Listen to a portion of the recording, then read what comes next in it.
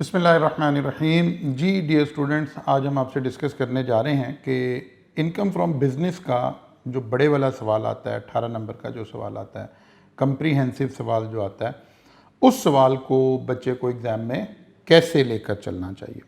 और इसके लिए मैंने चूज़ किया है आपके पास पेपर में से स्प्रिंग 22 का क्वेश्चन, ठीक है ना, यानी मार्च 22 की अटैम्प्ट का question, which is one of the best question जो अभी तक अगर हम रिसेंट पास में देखें तो आई कैप ने जो सबसे अच्छा सवाल पूछा है ये उसमें से एक सवाल है। असल में हम इस सवाल को हल करने से ज़्यादा एग्ज़ाम से चंद दिन पहले मैं आपको ये वीडियो सेंड कर रहा हूँ। इसका मकसद ये है कि आपको उस तरीके पर दोबारा आपका ईमान पक्का किया जाए कि जिस तरीके से आपको एग्जामिनेशन के क्वेश्चन को सॉल्व करना है। आप क्या करते हैं, जब कोई क्वेश्चन एग्ज़ाम में आता है आप क्वेश्चन को टोटलिटी में देखते हैं। एक बड़ा क्वेश्चन है, 18 मार्क्स का क्वेश्चन है, आप वहीं घबरा जाते हैं और आप क्वेश्चन को अटेम्प्ट नहीं कर पाते। आप इस स्ट्रेटजी को चेंज कीजिए जो मैं अभी आपको स्ट्रेटजी बता रहा हूँ। आपने कभी भी बड़े क्वेश्चन को, क्या है वो इनकम फ्रॉम सैलरी से आ रहा हो, सेल टैक्स का क्वेश्चन आ रहा है या बिजनेस का क्वेश्चन आ रहा है, एओपी का क्वेश्चन आ रहा है, आपने कभी भी उस क्वेश्चन को टोटलिटी में नहीं देखना, बल्कि आपने उसकी इंडिविजुअल एडजस्टमेंट्स को सवाल समझना है। जी बिल्कुल छोटी छोटी इलस्ट्रेशन बन जाएंगी। मैं आज इस क्वेश्चन में आपको बार बार ये साबित करूंगा कि कैसे हम अगर ऐसे चल रहे होते तो इस क्वेश्चन में हम 100% पास होकर आ जाते। अच्छा, मज़े की बात यह है, मैं ये कह रहा हूँ जितनी तैयारी आपकी है उतनी से ही पास होकर आ जाते। जिन बच्चों ने एडिशनल तैयारी कर रखी है ऑब्वियसली उन्होंने तो पास होना ही होना है। वो तमाम बच्चे जो इस वक्त जिस भी लेवल पर खड़े हैं बिजनेस इनकम के हवाले से, वो इस स्ट्रेटजी को फॉलो करें, एटलीस्ट इस क्वेश्चन में वो पासिंग मार्क्स लेकर आगे चले जाएंगे इंशाल्लाह ताला। तो आइए देखते हैं जनाब कैसे चलना था। ये हमारा हेड्स ऑफ इनकम, हम इसमें से इनकम फ्रॉम प्रॉपर्टी को डिस्कस करना चाह रहे हैं। अच्छा जी, नाउ जनाब हम स्टार्ट करते हैं कि किसी भी सवाल को आपने लेकर कैसे चलना है, ठीक है ना। अमूमन सवाल कैसे आता है, profit as per accounts given होता है। प्रॉफिट गिवन हो या लॉस गिवन हो, फौरन आपके दिमाग में दो बातें आनी हैं। नंबर वन, कुछ एक्सपेंसेस हैं नीचे एडजस्टमेंट्स के अंदर जो उसने बता रखा है कि ये इंक्लूड हैं। मतलब वो कहेगा purchases includes, cost of sale income, cost of sale includes, operating expenses includes, यानी इस प्रॉफिट में ये इन चीज़ों का अफेक्ट गया हुआ है। एक्सपेंसेस हैं तो इसका मतलब है माइनस हुई हैं। इसी तरह से इनकम के बारे में लिखा होगा अदर इनकम इंक्लूड्स, इसका मतलब है इसका इंपैक्ट ऊपर वाली प्रॉफिट में गया हुआ है, यानी ये इनकम में ऑलरेडी ऐड है और ये एक्सपेंस में इनकम में से ऑलरेडी लेस हुई है। हमें क्या करना है, हमें क्वेश्चन में अगर ये as per income tax allow नहीं है तो हमने इसका रिवर्सल डालना है, इनएडमिसिबल एक्सपेंसेस, और उनको क्या करना है, रिवर्स कर देना है। इसी तरह इनकम को रिवर्स कर देना, यानी एक्सपेंसेस को ऐड कर देना है और इनकम को लेस कर देना है। इनकम ऑलरेडी ऐड है, रिवर्सल लेस हो गया। एक्सपेंसेस ऑलरेडी लेस हैं इस प्रॉफिट में से, इनको ऐड करके इसका रिवर्सल कर दिया। एक काम। दूसरा काम आपने करना है एक्सपेंसेस नॉट इंक्लूडेड। अब ये भी हमने पढ़ना भी सीखना है क्वेश्चन को, कि क्वेश्चन के अंदर एग्जामिनर बाद दफा कहता है कि ये चीज है और बाद दफा खाली बात करता है। आपको मैं अभी क्वेश्चन में दिखाऊंगा अभी आपको। एक्सपेंसेस नॉट इंक्लूडेड का मतलब है अकाउंट्स में ये एक्सपेंसेस अकाउंट फॉर नहीं हुए। अब अगर तो ये as per income tax law है तो आप माइनस कर लीजिए, और अगर नहीं है तो जस्ट सिंपली इग्नोर कर दीजिए। सिमिलरली कुछ इनकम्स हैं जो कि इंक्लूड नहीं हैं अकाउंट्स में, अकाउंट फॉर नहीं हुई हैं। अब आप देखिए, अगर as per income tax law इस पर टैक्स लगना है तो इसको इनकम में ऐड कर लीजिए, और अगर नहीं लगना तो जस्ट इग्नोर कर दीजिए। Add to the income if it is chargeable to tax, otherwise ignore. Deduct expenses if allowable, otherwise ignore.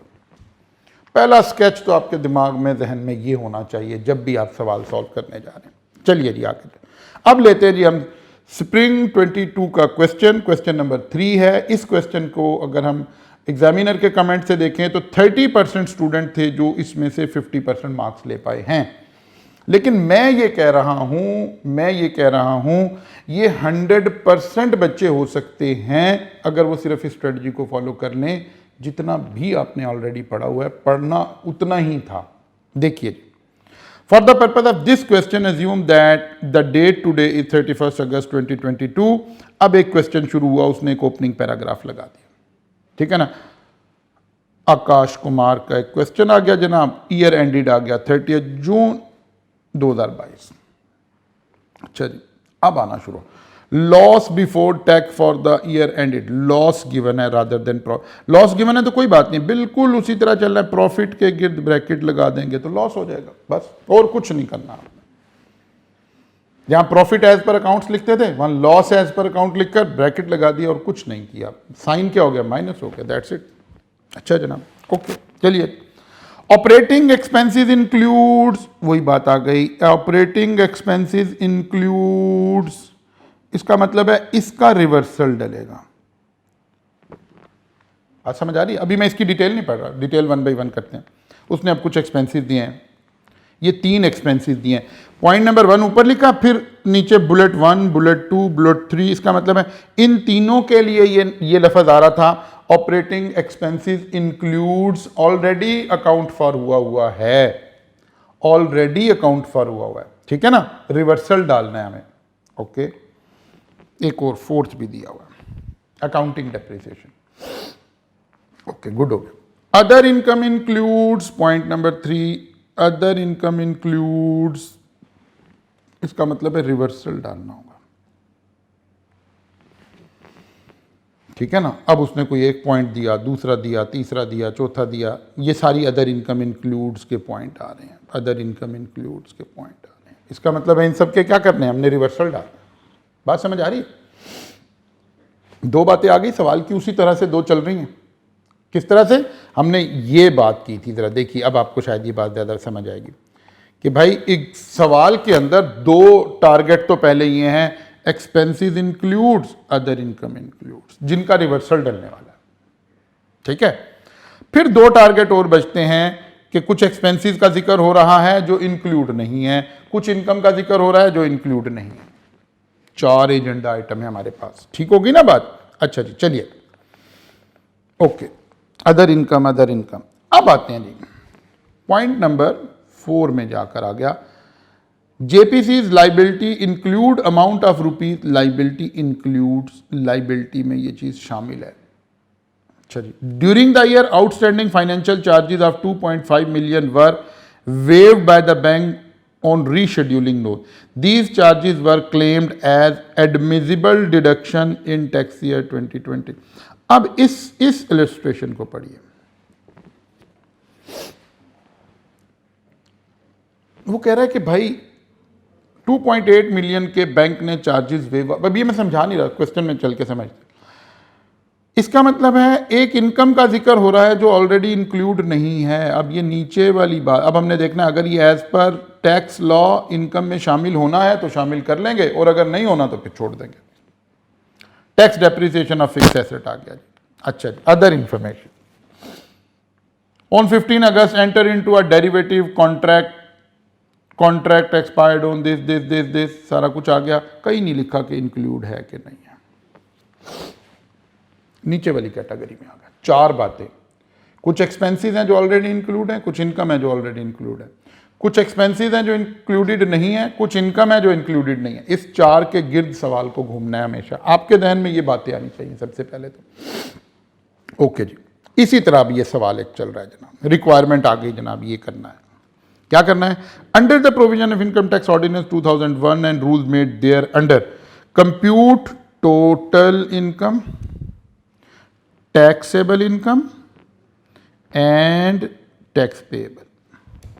3 काम मांग रहा है आपसे, ठीक है ना जी। साथ ही वो कह रहा है कि भाई सेक्शन 113 इग्नोर कर देना, मिनिमम टैक्स की कोई जरूरत नहीं है। Show all relevant exception, exclusion, allowances, ये आ गया जनाब। ये तो ऐसे आप सवाल पढ़ते हैं यहीं परेशान हो जाते हैं, ओ बहुत बड़ा सवाल आ गया, क्या बनेगा, क्योंकि सवाल इन टोटलिटी एग्जाम टेंशन में बैठ के आपको समझ नहीं आ रहा। अब मेरी इस टेक्निक से चलते हैं, वन बाय वन एक एक इन्फॉर्मेशन उठाते हैं। ये आ गया जी ऊपर सवाल सारा। पहला आ गया लॉस बिफोर टैक्स, क्या करूं इसका, बस ऐसे सोचना आपने, ये पॉइंट है। सारा सवाल मैं भूल गया हूं, सारा सवाल मैंने छोड़ दिया। लॉस बिफोर टैक्स में कहां लेके जाता था, मेरे दिमाग में फौरन बात आई कि यार मेरे पास वो एक फॉर्मेट था प्रॉफिट एंड लॉस अकाउंट का, उसके ऊपर लिखना है मैंने प्रॉफिट एज पर अकाउंट या लॉस एज पर अकाउंट, ये फिगर बस वहां जानी थी, हाँ नेगेटिव साइन के साथ जानी थी। इस फिगर को सिर्फ इस सवाल से वहां पिक करने का शायद आपने हाफ मार्क्स ले लिया, बाकी पूरा सवाल आता है, बाकी पूरा सवाल नहीं आता, इससे अभी कोई ताल्लुक नहीं है। अच्छा, ऑपरेटिंग एक्सपेंसेस इंक्लूड्स, पहले तो अपने दिमाग में से पूछें कौन से वाली कैटेगरी की एडजस्टमेंट आ रही है जिसका रिवर्सल डल है। Operating expenses include a penalty of 2 million for late delivery of goods to customer. भूल जाएं पूरा सवाल, मैं बार बार कह रहा हूं भूल जाएं पूरा सवाल, सिर्फ इस लाइन को पढ़े। फाइन पेनल्टी के बारे में कुछ पढ़ा था हमने? जी बिल्कुल पढ़ा था सर। क्या पढ़ा था? कि फाइन एंड पेनल्टी अगर गवर्नमेंट की होगी तो अलाउएबल नहीं होगी, और अगर कोई कॉन्ट्रैक्ट की होगी, कोई बिजनेस की होगी तो अलाउ होगी। ठीक है, तो फिर ये क्या है, fine 2 million for late delivery of goods to customer, allowable है, कोई रिवर्सल डालने की जरूरत नहीं है, ऑलरेडी है एज इट इज। सिर्फ डिस्क्लोजर दे देंगे सवाल में कि यार हमने इसको अलाउ रखा हुआ है, बस मार्क्स लेने के लिए। ठीक है ना। पेनल्टी के बारे में क्या बात पड़ी थी? एनी फाइन और पेनल्टी, मैं साथ साथ आपको रिवाइज भी करवाऊंगा थोड़ा थोड़ा सा ताकि आपकी बेनिफिट और भी हो जाए। एनी फाइन और पेनल्टी पेड और पेएबल बाय द पर्सन, कब अलाउ होगी और कब अलाउ नहीं होगी? For the violation of any law rules regulation of the state, government के जो रूल्स हैं, मसलन सेल टैक्स की पेनल्टी, इनकम टैक्स की पेनल्टी, कंपनीज एक्ट की पेनल्टी, कोई एनवायरमेंटल लॉज की पेनल्टी, कब अलाउड है? वो कह रहा है भाई अंडर कॉन्ट्रैक्ट और अदर बिजनेस एग्रीमेंट्स, मसलन कॉन्ट्रैक्ट एक्ट की कोई पेनल्टी। अब ये बात सिर्फ अलाउ करना उठानी तो नहीं थी, ये तो ऑलरेडी अलाउ थी। इसका 1 मार्क्स था आपका, हाफ मार्क्स पहला आ रहा था, 1 ही आ गया। हमने देखना है 18 नंबर का सवाल है, कब मेरे 9 पूरे हो रहे हैं, और वो एग्जामिनर कह रहा है 30% लोग 9 मार्क्स तक पहुंच पाए थे। आपने देखना है कि आप इतनी तैयारी से, जब आप ये वीडियो देख रहे हैं, यहां तक जितनी आपकी तैयारी आप देखिएगा, आप इस सवाल में से इंशाल्लाह 12-15 नंबर लेने में कामयाब हो जाएंगे। अच्छा जी, आगे क्या कह रहा है एग्जामिनर? उसी तरह चल रहा है क्या जी, अब वही ऑपरेटिंग एक्सपेंसेस इंक्लूड क्या जी, a commission of 2.5 million which was paid to distributor liquid Liaquat Bashir on the sale of CPJ's product of 50 million। वो कह रहा है 50 million की उसने सेल की और हमने उसे 2.5 million का कमीशन पे किया है। These product are covered under 3rd schedule of sales tax act. आप पढ़ चुके हैं अब तो सारा कुछ। 3rd शेड्यूल आइटम है, 3rd शेड्यूल आइटम की इनकम टैक्स में एक खास रिक्वायरमेंट आ रही थी। क्या? 3rd शेड्यूल आइटम के बंदे को आप कमीशन पे कर सकते हैं 0.2% ऑफ द सेल, अगर वो रजिस्टर्ड नहीं है, और अगर वो रजिस्टर्ड है फिर जो आपका एग्रीमेंट है पे कर दे। बात याद है? Name of Liaquat Bashir is not appearing in active tax payer list. Active tax payer list में नहीं है, रिटर्न जमा नहीं करवाई हुई, रिटर्न जमा नहीं करवाई हुई, मैंने शायद रजिस्टर्ड बोल दिया, रिटर्न जमा नहीं करवाई हुई, एक्टिव टैक्स पेयर लिस्ट में शामिल नहीं है। बात समझ आ रही है? एक्टिव टैक्स पेयर लिस्ट में शामिल नहीं है, तो फिर इसके ऊपर कौन सी कंडीशन लगनी थी? वही 0.2% वाली लगनी थी। देखिए कैसे, कमीशन पेड और payable to the supply of this, अगर एक्टिव टैक्स पेयर लिस्ट में होता तो फिर कुछ भी पे किया जा सकता था, और अगर नहीं है तो फिर 0.2% ऑफ द सेल। अब हमने देखना, हमने कहीं ज्यादा तो नहीं पे कर दिया, तो 0.2% ऑफ द सेल निकालेंगे और एक्सीडिंग अमाउंट जो है वो डिसअलाउ कर देंगे। बात समझ आ रही है? 0.2% ऑफ द सेल निकालेंगे और एक्सीडिंग अमाउंट डिसअलाउ कर देंगे। कौन सी सेल? इसकी सेल। इसको कितनी सेल की है हमने? इसको हमने सेल की है जनाब कितनी? 50 million। 50 का 0.2 मैंने 7% का निशान लगा दिया, ये एक अमाउंट आ जाएगी। फिर उसको 2.5 से कंपेयर करेंगे, अगर ये अमाउंट छोटी आ रही है इसमें से माइनस करके बाकी की ऐड बैक कर देंगे, क्योंकि ये रिवर्सल वाली है ना, रिवर्सल वाली है ना। रिवर्सल वाली है, रिवर्सल वाली को इसी तरह ही देखना है आप सबने, ठीक है ना। तो कैलकुलेटर पकड़ लें साथ ही जनाब, 50 मिलियन का 0.2% कितना बन गया जी, 0.1 मिलियन। तो ये माइनस करके रिमेनिंग आप क्या कर देंगे, डिसअलाउ कर देंगे। मैं आगे करके भी दिखा दूंगा आपको। अच्छा जी, आगे चलते हैं जनाब। नाउ जनाब फिर आ गया, नेक्स्ट आ गया, ये वही अभी एडजस्टमेंट वही चल रही है कि operating expenses include freight charges of 1.2 million which were paid in cash. आपको पता है कैश में हम आइटम पे नहीं कर सकते, 2.5 लाख से ऊपर वाली आइटम पे नहीं कर सकते, लेकिन इसकी कुछ एक्सेप्शन थी। उस एक्सेप्शन में से आ रहा था जहां क्या आ रहा था, utility bill, freight, government taxes, ये उसमें फॉल कर रहा था। Accounting depreciation 40 million, accounting depreciation का रिवर्सल एड बैक। अब जरा गौर करें नंबर कैसे पड़े हैं, शायद इसका भी हाफ मार्क्स होगा, शायद इसका भी हाफ मार्क्स होगा। अपने नंबर का काउंट करते जाए जरा, अलग अलग अलग अलग। आपने अभी फॉर्मेट ऑफ द क्वेश्चन नहीं बनाना शुरू किया, सिर्फ वर्किंग नोट बनाते जा रहे हो, वर्किंग नोट बनाते जा रहे हो, मार्क्स तो यहीं से ही आते जा रहे हैं। अच्छा जी, अब आ गया जी अदर इनकम इंक्लूड। सवाल को उसकी सीक्वेंस में हम लेकर चल रहे हैं, हर इलस्ट्रेशन को आप अलग कंसीडर करते हो। An insurance claim of 6 million, other income include 6 million हमने इनकम में डाल दिए। पहले तो इसका रिवर्सल डालना पड़ेगा, ठीक है ना। अदर इनकम में से 6 मिलियन हमें क्या करना पड़ेगा, निकालना पड़ेगा, क्योंकि अदर इनकम इंक्लूड्स में आ रहा है ना। Equivalent to accounting book value received on 8 November 2021, हमारे साल में ही आ रहा है, in respect of vehicle which was completely destroyed by fire. The cost and fair market value of the vehicle before fire, cost थी 10 मिलियन। ओके, 8 मिलियन उसकी fair market value थी। फेयर मार्केट वैल्यू देखने की जरूरत नहीं है। Vehicle पर was purchased on 1 October 2019। Exam में बैठना ना, कोशिश करें आपका दिमाग काम करता हो। व्हीकल, आपको पता है व्हीकल हमने 2 तरह की कैटेगरीज में डिवाइड की थी, passenger transport vehicle, goods transport vehicle. कुछ नहीं लिखा हुआ, अपने लिए आसानी पैदा करनी कि मुश्किल पैदा करनी। ओके, तो भाई आप इसको ज्यूम करें कि ये पैसेंजर ट्रांसपोर्ट व्हीकल नहीं है, ताकि वो जो हमारे पास प्रोविज़न आ रही है ना कि उसकी मैक्सिमम कॉस्ट इससे ज़्यादा नहीं होनी चाहिए, वो आपके ऊपर अप्लाई ना हो। बात समझ आ रही है? ठीक है, बात समझ आ रही है, ताकि आप स्ट्रेट चल सको। कितने का सेल हुआ है जी? 6 मिलियन का। हेलो, क्लेम जितना मिला। कॉस्ट कितनी थी? 10 मिलियन। डेप्रिसिएशन, देखें हम पूरी अमाउंट पर डेप्रिसिएशन ले रहे हैं। क्यों? हमने अजम्पशन डाल दी है कि ये पैसेंजर ट्रांसपोर्ट व्हीकल नहीं है, वरना आपको रिस्ट्रिक्टेड वैल्यू का कॉन्सेप्ट भी बीच में डालना पड़ जाना था। बात समझ आ रही है? ओके, पहले साल 15% डेप्रिसिएशन, दूसरे साल बुक वैल्यू का 15%, no depreciation in the year of cell.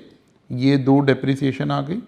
इन दोनों के डिफरेंस से हमारे पास WDV आ गई, WDV आ गई, और ये हमारे पास लॉस आ गया। 7.2 मिलियन की गाड़ी थी, व्हीकल थी, जो कि 6 मिलियन का इंश्योरेंस हमें मिला है, तो 1.2 मिलियन हमें लॉस हो गया है ऑन डिस्पोजल। अगर आप एग्जामिनर के कमेंट पढ़ेंगे ना, तो यहीं उसने लिखा हुआ है, अच्छा जरूर पढ़िएगा इसके कमेंट, यहीं उसने लिखा है कि जिस बच्चे ने इसे पैसेंजर ट्रांसपोर्ट व्हीकल कंसिडर किया है, हमने वो कैलकुलेशन भी ठीक मानी है।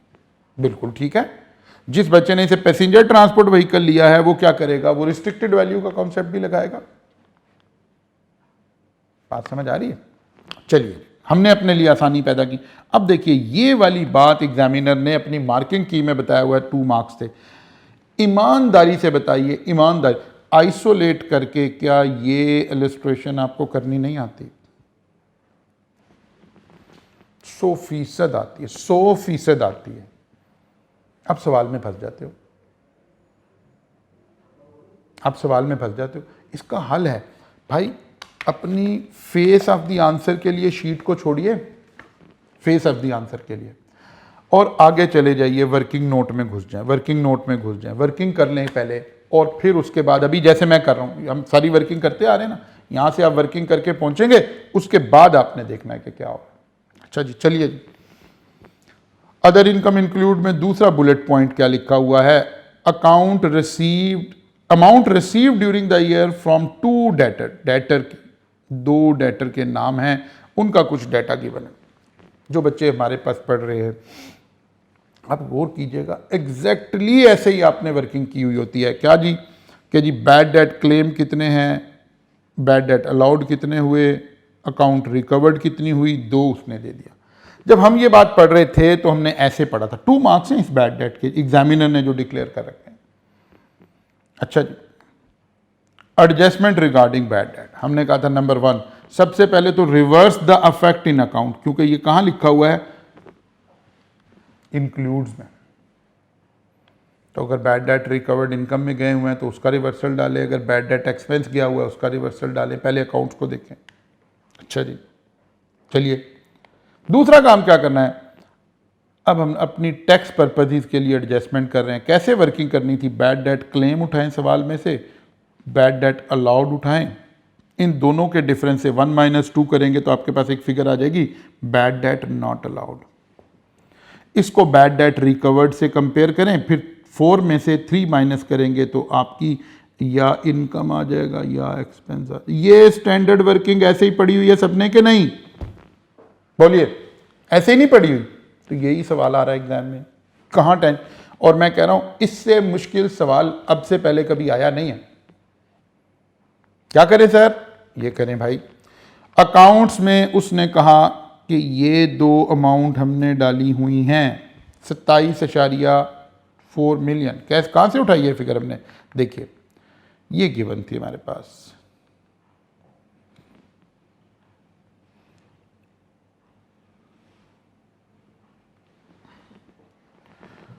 Amount recovered during the year, वो कहां शामिल है, इनकम में, इसका रिवर्सल डाले, दिस प्लस दिस। कैसे जी, ये पहले रिवर्सल डाला, चल गया। यहां 2 मार्क्स एग्जामिनर ने कहा, शायद 1 तो इसी का ही हो या हाफ हो शायद इसका। अब अगली वर्किंग पे चलिए जी, अगली वर्किंग क्या आ रही है जी, अब आप उस working note, standard working note, format बनाया पहले से पड़ा है। क्या करें जी, बैड डेट क्लेम कितने हैं, 19.2 मिलियन, 28.8। बैड डेट अलाउड कितने थे, 13.2 मिलियन, 14.8 मिलियन। इन दोनों का डिफरेंस लिया, bad debt not allowed. Recovered कितने हो गए, इतने, 6 की बजाय 16 रिकवर हो गए, तो 10.8 इनकम में चला जाएगा और ये एक्सपेंस में चला जाएगा। ये हमने पढ़ा था, इनकम ऑब्लिक एक्सपेंस, ऐसे ही पढ़ा हुआ है आपने ये सारे का सारा। बात समझ आ रही। अच्छा, बिजनेस इनकम की जो मेजर एडजस्टमेंट्स है ना, वो मैं एक दूसरी वीडियो में डिस्कस हुई हैं, ज़रा सोशल मीडिया पे उसको लोकेट कर लीजिए। बिजनेस इनकम को वो 10-20 मिनट की एक वीडियो देख लें, वहाँ से आपको काफ़ी सारा फ़ायदा हो जाएगा। अच्छा जी, अदर इनकम इंक्लूड का तीसरा पॉइंट आ रहा है, rent of 21.6 million on 1 July 2021, Akash leased out its factory building along with plant and machinery. Property अगर along with plant and machinery आ जाए तो आपको याद होगा, इनकम फ्रॉम प्रॉपर्टी में हमने इसे एक्सक्लूड किया था और हमने कहा था कि ये कहाँ चली जाएगी, इनकम फ्रॉम अदर सोर्सेज में चली जाएगी। ऐसे ही है कि नहीं है, ऐसे ही है सर। ओ भाई, पढ़ा था कि नहीं पढ़ा था, पढ़ा था सर। तो भाई एग्जाम में क्यों परेशान हो रहे हो, मेरी लेक्चर स्लाइड के अंदर देखिएगा, यही इलस्ट्रेशन आपको इनकम फ्रॉम प्रॉपर्टी में भी नजर आ रही होगी, इनकम फ्रॉम अदर सोर्सेज में भी नजर आ रही होगी। अच्छा जी, 3 मार्क्स एलोकेट हुए हैं एज पर एग्जामिनेशन की। समझने वाली बात क्या थी, एक बात थी यार, जब बिल्डिंग का जिक्र आ जाए ना बेटा, करीब हो जाओ, बिल्डिंग का जिक्र आ जाए तो क्या करते हैं, पहले देखते हैं इस बिल्डिंग की रेंटल इनकम कहाँ जानी है, इनकम फ्रॉम प्रॉपर्टी में या इनकम फ्रॉम अदर सोर्सेज।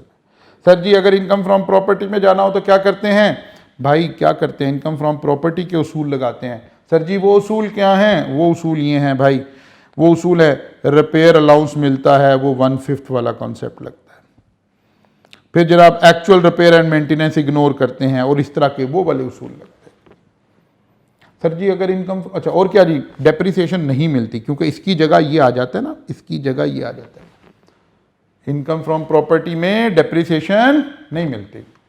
अच्छा जी, इनकम फ्रॉम अदर सोर्सेज में अगर यही वाली चीज उठकर इनकम फ्रॉम अदर सोर्सेज में चली जाए तो सर जी फिर क्या करते हैं भाई? फिर ये करते हैं रिपेयर अलाउंस नहीं मिलता बल्कि एक्चुअल रिपेयर मिलता है। Repair allowance will not be allowed, यानी 1/5 वाला कॉन्सेप्ट फारिग हो गया। सर जी फिर क्या करें बेटा? अब एक्चुअल रिपेयर उठा लें, इधर लिखा होता एक्चुअल रिपेयर इग्नोर कर दें, इधर आ गया एक्चुअल रिपेयर उठा लें। सर जी और क्या करना है भाई? डेप्रिसिएशन भी चार्ज करें। सर जी किस किस की भाई? प्लांट की भी और बिल्डिंग की भी। बात समझ आ रही कि नहीं आ रही? ओ बोलो भी सही हैं, आ रही है समझ? ओके। वो बच्चे कह रहे हैं कि सर वो बोल बोल के साथ वाले कमरे में जो मामा पापा बैठे हैं कहते हैं बच्चा पागल हो गया। नहीं पागल नहीं होगा, उन्हें बताएं कि बच्चा आज पढ़ने लगा। बच्चे ने सोच लिया है कि 18 नंबर का जो क्वेश्चन आ रहा है, जो तगड़ा क्वेश्चन आ रहा है, उसमें से उसने पास होके उठना है। बात समझ आ रही है? तो भाई ये छोटी सी बात थी जो यहां पूछी जा रही थी। तो क्या करें सर जी? इनकम फ्रॉम अदर सोर्सेज बना लेते हैं। ओके चलिए जी, कैसे बनाएं जी? Income from other sources. अब आपने हेड बना लिया, वर्किंग के अंदर ही इनकम फ्रॉम अदर सोर्सेज की वर्किंग शुरू कर दी। क्या जी? रेंटल इनकम, कितना रेंट था? 21.6 मिलियन। अच्छा जी, लेस डिडक्शन, रिपेयर एक्चुअल 1/5 नहीं, एक्चुअल सवाल में गिवन है 3.2 मिलियन। और क्या करें जी? डेप्रिसिएशन ऑफ बिल्डिंग, बिल्डिंग की खरीदारी चेक करें, ये तीसरा साल है बिल्डिंग के इस्तेमाल होने का। बिल्डिंग की डेप्रिसिएशन 10% होती है। पहले साल की डेप्रिसिएशन, अच्छा बिल्डिंग हमने खरीदी कितने की थी सर जी? 85 मिलियन की। 10% डेप्रिसिएशन है, 10% डेप्रिसिएशन है, 10%, तो हमने एक दफ़ा 90% से मल्टीप्लाई किया, दूसरी मरतबा 90% से मल्टीप्लाई किया, ये 2 सालों की WDV आ गई। तीसरी दफ़ा 10% से मल्टीप्लाई किया। ये शॉर्टकट है ना, ये शॉर्टकट है। QM पढ़ाने वाले टीचर का ये भी तो फायदा होता है। अदरवाइज आप कैलकुलेट करके, क्योंकि तीसरे साल की WDV पे 10% डेप्रिसिएशन मिलनी है ना, तो ये वो डेप्रिसिएशन आ गई। किसकी? बिल्डिंग की। अच्छा प्लांट इस साल ही खरीदा है, प्लांट इस साल ही खरीदा है, प्लांट इस साल खरीदा है, तो प्लांट के ऊपर डेप्रिसिएशन 34 मिलियन का लिया है। 34 मिलियन पर डायरेक्टली 15% बता दे। 2 डेप्रिसिएशन आपने चार्ज कर दी, 2 डेप्रिसिएशन आपने चार्ज कर दी। ठीक है, रिपेयर एंड मेंटेनेंस गिवन था, डेप्रिसिएशन गिवन थी। अब वो कोई कलेक्शन चार्जेस और कुछ गिवन नहीं था आपको। लो जनाब, इनकम फ्रॉम अदर सोर्सेज आ गया 6.4 मिलियन। एक हेड ऑफ इनकम की हमने एक इनकम, 3 मार्क्स थे इस बात के, 3 मार्क्स थे इस बात के। अच्छा जनाब, ओके हो गया, डन हो गया, बिल्कुल डन हो गया जी। चलिए आगे, अब वो सवाल आए जो अब अलग से illustration I. CPJ's liability include amount of rupees 14 million and 17 million in respect of purchase from, in respect of purchase from। Liabilities के बारे में एक कॉन्सेप्ट पढ़ा था हमने जनाब। क्या पढ़ा था सर? कॉन्सेप्ट क्या पढ़ा था? 2 मार्क्स हैं इसके, अलग अलग करके देखें, 2 मार्क्स हैं इसके। जाइए बिजनेस इनकम की स्लाइड निकालिए। एक सवाल, एक बात पढ़ी थी हमने कि भाई जो लाइबिलिटीज है ना, ये 2 तरह की, हम इसको 2 हिस्सों में डिवाइड कर देते हैं लाइबिलिटीज को। किस किस में सर जी?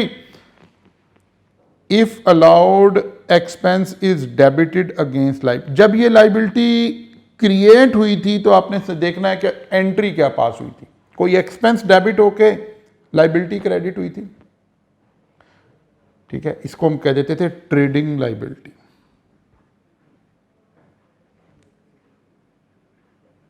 ठीक है ना। और एक था कि नहीं भाई सर जी एक्सपेंस तो नहीं डेबिट किया था, कुछ और डेबिट हुआ था। मसलन एग्जांपल दे देते, छोटी छोटी बातें समझ भी लें। मसलन रेंट पेएबल, सैलरी पेएबल या purchases, purchases debit, liability credit, salary payable, salary expense debit या rent expense debit, expense debit हुआ है। इस तरह की लाइबिलिटी के बारे में ये सेक्शन है कि अगर ये लाइबिलिटी आपने अगले 3 साल में पे ना की तो चौथे साल के आखिर में ये ऐड बैक हो जाती थी। लेकिन अगर ये वाली लाइबिलिटी, जैसे लोन ले लिया, किसी से एडवांस रिसीव कर लिया, कस्टमर से एडवांस रिसीव कर लिया और ये लाइबिलिटी आपने पे नहीं की, इसके ऊपर ये प्रोविजन अप्लाई नहीं होती। तो ध्यान रखना है, एग्जामिनर इस दफ़ा इधर घुसा है, अगली दफ़ा इधर आ सकता है। वो जो हम एक बाकी सब्जेक्ट में भी बात करते हैं कि 360 डिग्री पे आपको कॉन्सेप्ट को देखना है कि यार इसमें ये भी हो सकता है, ये भी हो सकता है। ये पूछा है अभी उसने इस अटेम्प्ट में, हो सकता है अगली अटेम्प्ट में वो इससे दूसरी बात की तरफ जा रहा हो। बात समझ आ रही है? ओके, तो सर जी क्या करें? तो याद होगा आपको, हमने ऐसे एक आपको लाइबिलिटी से बताई थी। पहले मैं देख रहा हूँ 14 मिलियन वाली लाइबिलिटी कब अकर हुई है? जून 2018 में अकर हुई है। इसको तो बोले थे ईयर ऑफ अकरेंस। इस साल में तो ये अलाउ हो गई थी ना आपको। इस साल में 14 million as a expense allow किया था उसने। किस बेसिस पर? अक्रूवल बेसिस पर, 2018 के अकाउंट में। अच्छा, 2018 के साल में जब भी हुआ हमने नहीं देखना, हमने 30 जून 2018 देखा। यहाँ ये पेएबल आ रही थी लेकिन हमें उन्होंने अलाउ कर दी। अच्छा जी, फिर हमने वेट करना है। 2019 कोई ट्रीटमेंट नहीं, 20 कोई ट्रीटमेंट नहीं, 21 कोई ट्रीटमेंट नहीं। ये वो 3 साल आ गए, no treatment, no treatment, no treatment. फिर चौथा साल आ गया, क्या जी? जून 2022। 30 जून 2022 को देखना है क्या पेमेंट हो गई है। हो गई है तो बस ठीक है, कोई ट्रीटमेंट नहीं। अगर नहीं हुई तो unpaid amount will be added. यहां सारी की सारी अनपेड आ रही है 14 मिलियन, तो 14 million will be added in tax year 2022, जो कि हमारा रेलिवेंट ईयर है। चलें कॉन्सेप्ट को थोड़ा आगे जाने, आइंदा कभी पे करेंगे तो उस साल में दोबारा अलाउ हो जाएगी। लेकिन अभी एग्जामिनर ने ये बात नहीं पूछी। बात समझ आ रही कि नहीं आ रही? बोलो भी, कुछ क्लियर हुई है? ओके, 14 मिलियन क्या हो जाएगा? ऐड बैक हो जाएगा। फिर उसने एक दूसरी 1 मार्क्स 17 मिलियन वाली लाइबिलिटी कब अकर हुई है? सर जी 2019 में। इस साल में अलाउ हो गई होगी, इसके बाद 3 साल 2020, 21, 22। 22 तो कौन सा ईयर है? नो ट्रीटमेंट वाला ईयर है। अभी हमने नहीं इसको छेड़ना। अगर अगले साल भी ये पे ना हुई तो अगले साल ऐड हो रही होगी। इस पे 3 ही कॉन्सेप्ट बनते थे। ऐसे टीचर को नजर आ रहा होता है, मैं आपको प्रोवाइड कर रहा हूं इसके साथ, इस वीडियो के साथ, या मेरे व्हाट्सएप ग्रुप में आ जाइए, मैं वहां आपको ये क्वेश्चन प्रोवाइड करूं। ये सवाल आ गया, अगर एग्जामिनर ने दोबारा इस पिच को टच करना है तो क्या पूछेगा? 100% टीचर को नजर आ रहा है, 100% टीचर को नजर आ रहा है। ये कोई गैब का इल्म नहीं है भाई, नजर आ रहा है। एग्जामिनर के पास क्या ऑप्शन थी, उसने कौन कौन सी अवेल कर दी, अगली दफा क्या बचा है। इस लाइबिलिटी की 3 ऑप्शन थी उसके पास, 2 उसने इस दफा ही डाल दी। एक ये ऑप्शन थी कि भाई लाइबिलिटी उस साल ऐड बैक होनी हो, डाल दी। एक ये ऑप्शन थी कि उस साल ऐड बैक ना होनी हो, अभी टाइम रहता हो, वो भी डाल दी। एक है वो जो मैंने अभी पिछले वाले में आपको बताया कि पिछली लाइबिलिटी हो और फिर आपने पे कर दी हो। अब सवाल पूछेगा तो वो ये बात पूछ रहा होगा, फिर कहते सर जी सवाल पता नहीं कहाँ से आ जाते हैं। वो भाई यहीं से ही आते हैं। 360 डिग्री पर अपने कॉन्सेप्ट को क्लैरिटी में ले जाना सीखें असल में, उससे आपका ये मसला हल होगा। तो लाइबिलिटी वाली बात हमें समझ आ रही है? ओके होगा। चलिए जी, ये वाली बात भी आ गई। अब छोटी छोटी एडजस्टमेंट बच गई हैं। During the year outstanding financial charges 2.8 million were waived by the bank. कोई लाइबिलिटी बाद में वेव हो जाए तो आपको पता है इनकम को चार्ज हो जाती है ना। If any deduction is allowed for the trading liability the person derive benefit, तो ये क्या हो जाती है? इनकम में ऐड हो जाती है, तो इसको हम इनकम बना लेंगे। अब इसका भी कहीं 1 नंबर पड़ा होगा। इसमें क्या करना था मेरे बेटे आपने? अच्छा जी, tax depreciation for the year on all fix asset other than factory building and plant. Factory वाली बिल्डिंग एंड प्लांट, उसकी तो डेप्रिसिएशन हमने अलग कर ली है। टैक्स, कितना मासूम टीचर है, एग्जामिनर है, उसने आपको टैक्स डेप्रिसिएशन भी खुद दे दी है। अब आप गौर करें, अकाउंटिंग की डेप्रिसिएशन का रिवर्सल डालना था, टैक्स की डेप्रिसिएशन को ऐड करना था, उसको ऐड बैक करना था, इसको माइनस करना था। इसके भी नंबर थे एग्जाम में। कहानी हो गई ख़त्म? नहीं सर, अभी रहती है। ओके, क्या रहता है जी? अदर इंफॉर्मेशन रहती है। एक दो बातें उसने यहां पर भी डाली हैं। On 15th August 2021, Akash enter into a derivative contract, speculative business, for the purchase of gold. The contract was to be expired on this. Akash sold the contract before the settlement date and earned a net gain of 23 million. कुछ नहीं, उसने कोई आपसे cost कुछ नहीं निकलवाई, खुद ही बता दिया कि गेन आ रहा है, स्पेकुलेटिव गेन आ रहा है 23 मिलियन। जी sir, income from business non speculative की हेडिंग अलग लगाएंगे, स्पेकुलेटिव की हेडिंग अलग लगाएंगे। इनकम आपस में एडजस्ट भी हो सकती है, क्योंकि अगर स्पेकुलेटिव का गेन आ रहा हो तो कोई एतराज़ नहीं है कि है, कोई एतराज़ नहीं है। ऐसे ही था ना? जी जनाब। Okay, gain can be adjusted against non speculative business. अगर उधर लॉस हुआ तो ये एडजस्ट हो सकता है, क्योंकि वो शुरू ही लॉस से हो रहा है ना, हमें खतरा लग रहा है कि लॉस आ जाएगा। अच्छा जी, चलिए जी, अदर इंफॉर्मेशन में दूसरा पॉइंट आ रहा है। On 30 June Akash earn capital gain of 20 million on sale of his immovable property. अब ये पिछली अटेम्प्ट है ना, ज़रा उसमें अभी ये चेंज नहीं आई हुई थी, इसलिए उसने लफ्ज़ इमूवेबल प्रॉपर्टी लिखा है, क्योंकि अब तो जब चेंज आएगी तो बताएगा कि इमूवेबल प्रॉपर्टी कौन सी है, ओपन प्लॉट है, कंस्ट्रक्टेड हाउस है या फ्लैट है। याद है ना? क्योंकि अब उस तरह से कैलकुलेट होगी, लेकिन हम इसे नए रूल के तहत ही करेंगे। फिर उसने एक शेयर भी सेल किए हैं प्राइवेट कंपनी के। प्राइवेट कंपनी मीन्स एनटीआर में जाएंगे, सिक्योरिटी तो नहीं है, और ये सेपरेट ब्लॉक में जाएगी, ये बात भी हमें पता है ना। मसलन जी कैसे कह रहे हैं सर आप? ये ऐसे कह रहे हैं बेटा, कैपिटल गेन आपको पता है ना, 4 तरह के कैपिटल गेन हमने पढ़े थे। Immovable property, securities, personal movable, वो जो थे पर्सनल इफेक्ट 6, और अदर। एक उसने यहाँ से दिया है प्राइवेट कंपनी का शेयर, एक उसने यहाँ से दिया। बात समझ आ रही है? असल प्रॉब्लम यही है, आप में से अक्सर बच्चों ने फ्लो चार्ट बना बना के अपने दिमाग को क्लियर नहीं किया हुआ। ओके करें जनाब? ओके, डन हो गया सर। अब देखिए, मूवेबल प्रॉपर्टी में नए उसूल के तहत ओपन प्लॉट के रेट अलग हैं, कंस्ट्रक्टेड प्रॉपर्टी के अलग हैं, फ्लैट के अलग हैं। अब इस सवाल में अगर इस अटेम्प्ट में ऐसे आ जाए तो आपने अज्यूम करना है आप कहाँ खड़े हो। मैंने अज्यूम कर लिया कि हम कंस्ट्रक्शन प्रॉपर्टी पे खड़े हैं। सर जी कौन सा साल है ये? डेट कैलकुलेट कर ले, डेट से ये 3 साल से ज़्यादा और 4 साल से कम। इसका मतलब है कहाँ फॉल कर गए सर जी? इसमें फॉल कर गए। Where the holding period exceed 3 year but does not exceed 4 year. Sir जी ये बात आप कहाँ से पढ़ रहे हैं? बेटा यहाँ से पढ़ रहे हैं ना। देखें कब खरीदी थी? जून 2019, जून 2000, यकम जून 2020, 21, 22, 3 साल हो गए। और क्योंकि हम 30 जून पे खड़े हैं, 30 जून 2022 पे खड़े हैं, तो 3 साल से ज़्यादा और 4 साल से कम। तो फिर क्या करेंगे? 5% वाला उसूल लगेगा, 5%। अच्छा उसने डायरेक्ट गेन ही दिया हुआ है, ये फार्मूला लगाने की ज़रूरत नहीं पड़ेगी, B - C, कॉस्ट नहीं दी उसने, तो उसने डायरेक्ट आपको गेन दिया। मतलब क्या हुआ? मतलब ये हो गया। अच्छा जी, कैपिटल गेन कैसे कैलकुलेट करें? सेल ऑफ प्रॉपर्टी कितना उसने बताया? 20 million, 5%।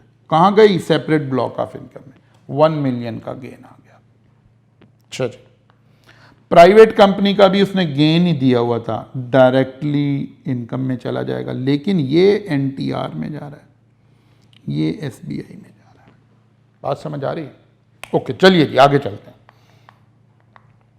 During the year, Akash received his share of profit from AOP, association of person से शेयर रेट पर्पस के लिए ऐड होता है अगर प्रॉफिट आ रहा हो तो, और अगर लॉस आ रहा हो तो नहीं ऐड होता। ठीक है ना? चलिए जनाब, ले जनाब रिक्वायरमेंट आ गई। अब आपने सारी हलीम का जो है ना मसाला तैयार कर रखा है। अब आपने करना क्या है? सिर्फ और सिर्फ आपने इसकी कॉस्मेटिक कर देनी है। अच्छा मज़े की बात बताऊं, अगर ये सारी वर्किंग आप कर आए हैं, खुदा ना खास्ता आप फेस ऑफ द आंसर नहीं भी बनाते तब भी पास हो चुके हैं आप। क्या मतलब सर? जी यही तो समझा रहा हूँ। अब हमें क्या करना है जनाब, हमें ऐसे चलना है। हमने वही एक तो ओपनिंग लगाया जी आकाश, कंप्यूटेशन ऑफ वही 3 रिक्वायरमेंट उठाई, टोटल इनकम, टैक्सेबल इनकम और टैक्स ईयर बता दिया। लो जनाब शुरू किया। Profit as per account before tax, loss आ रहा था तो सिर्फ यहाँ ब्रैकेट लगा दी बस। अब क्या करें जी, वो सवाल की पहली स्लाइड में कहा था, क्या कहा था कि भाई सवाल को ऐसे देखना है, क्या चीज़ ऐड होनी है, क्या चीज़ लेस होनी है, क्या पहले शामिल है, तो add inadmissible expenses, commission disallowed due to in active tax payer. 2.5 million का कमीशन था, हम 0.1 मिलियन अलाउ करके आए थे क्योंकि 50 मिलियन का 0.2% अलाउ हो सकता था। 2.4 मिलियन कमीशन डिसअलाउ हो गया है सामने वाले के इनएक्टिव टैक्स पेयर होने की वजह से। डन। अकाउंटिंग डेप्रिसिएशन, बड़ी मुश्किल बात थी जनाब अकाउंटिंग डेप्रिसिएशन को उठाना। ऐसे नंबर पड़े हुए थे जहां से आप फ्री में पास हो रहे थे। बैड डेट रिकवर्ड फ्रॉम, ये वो जो इलस्ट्रेशन हम बैड डेट की कर आए हैं, एक ने ऐड होना था और एक ने लेस होना था ना। अच्छा जी, outstanding payment for more than 3 year, वो 14 मिलियन वाली जो लाइबिलिटी थी, इसने ऐड बैक होना था ना, इसके 3 साल पूरे हो चुके थे पिछली दफा और ये चौथा साल था, इसमें पे हो जाती, ठीक है, नहीं पे हुई तो ऐड बैक होनी थी पहले वाली liability. Okay. Financial charges waived by the bank, bank ने जो चार्जेस वेव किए थे वो अब इनकम बनने चाहिए तो ऐड कर दिया आपने,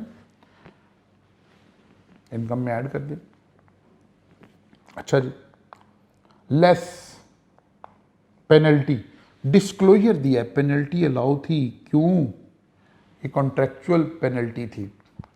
फ्रेट चार्जेस अलाउड थे लेकिन डिस्क्लोजर दिया, बजाय इसके वर्किंग नोट में जाकर हमें लिखना पड़ता, हमने यही लिख दिया disclose face of the answer पर।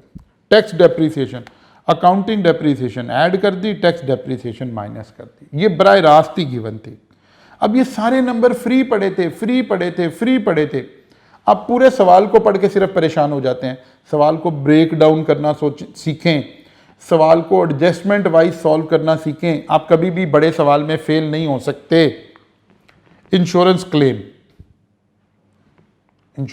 इनकम में डला हुआ था ना, उसका तो रिवर्सल किया पहले, फिर गेन और लॉस उसके देखना है, loss on disposal of vehicle, फिर ये 1.2 मिलियन। अच्छा जी, रिवर्सल ऑफ बैड डेट, वो रिवर्सल ऑफ बैड डेट दोनों को जो हमने करना था, 2 काम करने थे ना, एक रिवर्सल करना था और एक ये तो अकाउंट्स का रिवर्सल था, और एक वो दूसरा जो 14 मिलियन अभी हम ऐड कर आए हैं। Bad debt recovered 3.4 million. Rental income chargeable under income from other sources, बनाकर आए कि नहीं आए? Income from other sources. अच्छा जी, अब आ जाइए, चलिए income from speculative business 3.23 million, ये बराह रास्त ही गिवन थी।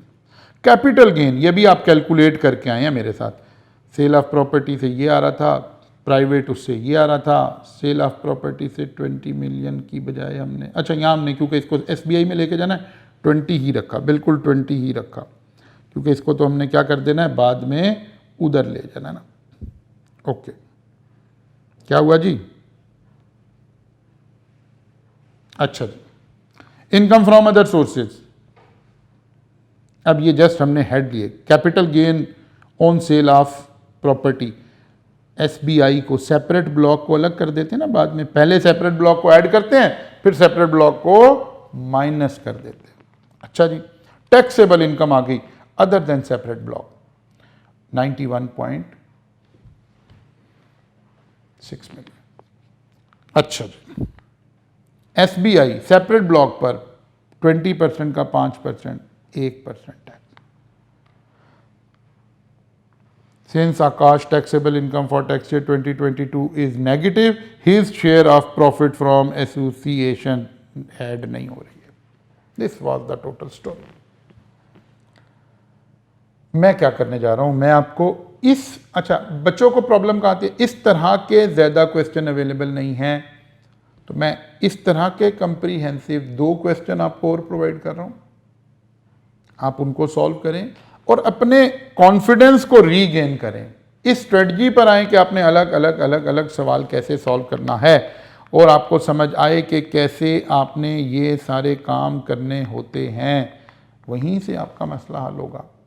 इसको वर्किंग नोट में ले जाएं। जब भी मल्टीपल हेड्स का आया है ना, तो आपके दिमाग में ऐसे बात आ रही हो, ज़रा सोचें।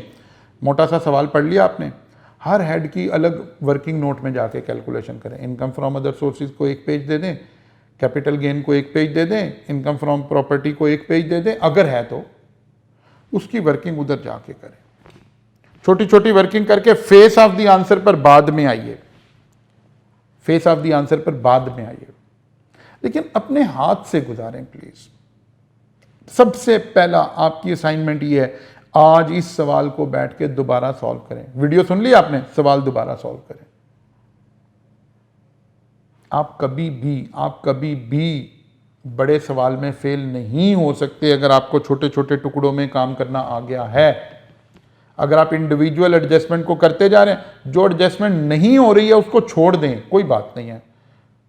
फौरन अपने दिमाग को वहीं सिग्नल दें कि यार कोई बात नहीं, 1 मार्क्स होगा, 2 मार्क्स होंगे, कोई बात नहीं है। मैंने 18 में से 17 थोड़े लेने, मुझे तो 9 नंबर चाहिए यहाँ से, इसमें से पास होने के लिए 10 चाहिए।